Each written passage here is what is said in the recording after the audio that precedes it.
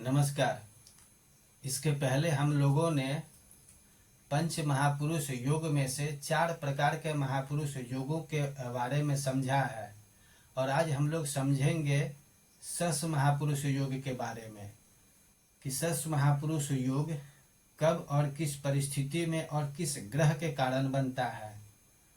जब भी शनि स्वराशि का या उच्च का होकर इन 4 भावों में जो केंद्र भाव कहलाता है इसमें यदि बैठ जाता है तो सस नामक महापुरुष योग का निर्माण करता है।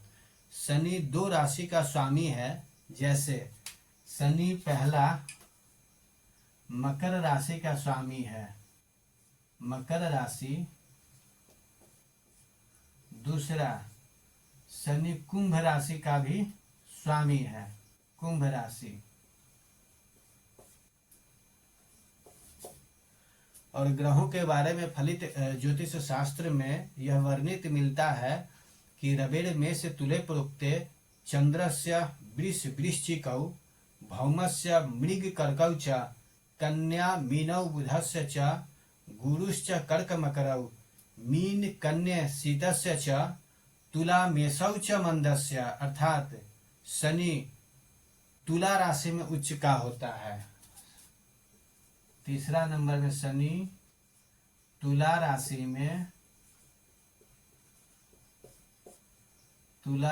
में उच्च का होता है, उच्च का होता है।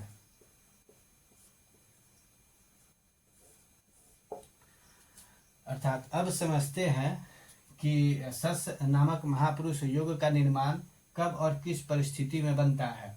शनि यदि मकर या कुंभ राशि का होकर, शनि यदि मकर या कुंभ राशि का होकर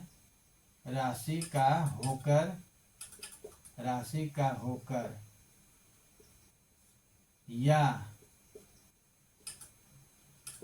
तुला राशि का होकर लग्न भाव में बैठ जाए, इसको केंद्र भाव भी कहा जाता है। शनि यदि यहाँ बैठ जाए तो सस नामक महापुरुष योग का निर्माण करता है, सस महापुरुष योग।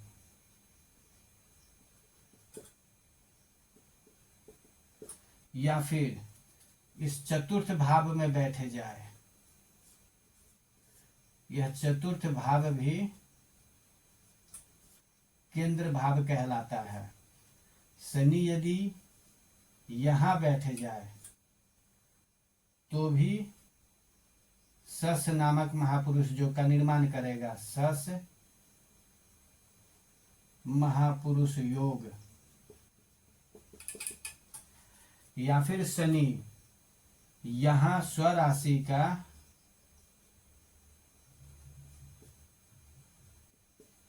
या उच्च का होकर सप्तम केंद्र भाव में बैठ जाए, सप्तम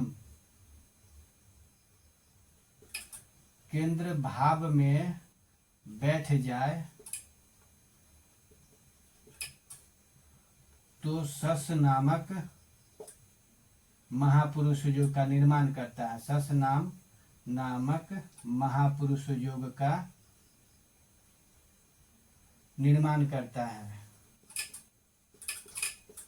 या फिर शनि इस दशम केंद्र भाव में भी यदि बैठ जाता है स्वराशि का या उच्च का होकर तो भी सस महापुरुष योग का निर्माण करता है, सस महापुरुष योग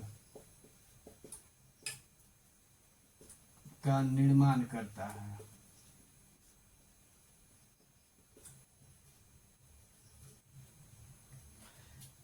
अर्थात कहने का तात्पर्य यह है कि शनि जब भी जन्म कुंडली हो या चंद्र कुंडली हो, इन दोनों कुंडलियों में से जिस भी कुंडली में शनि मकर कुंभ या तुला राशि का होकर इन 4 भावों में से जो केंद्र भाव कहलाता है, लग्न भाव, चतुर्थ भाव, सप्तम भाव या फिर दशम भाव में यदि बैठ जाता है तो यह सस महापुरुष योग का निर्माण करता है।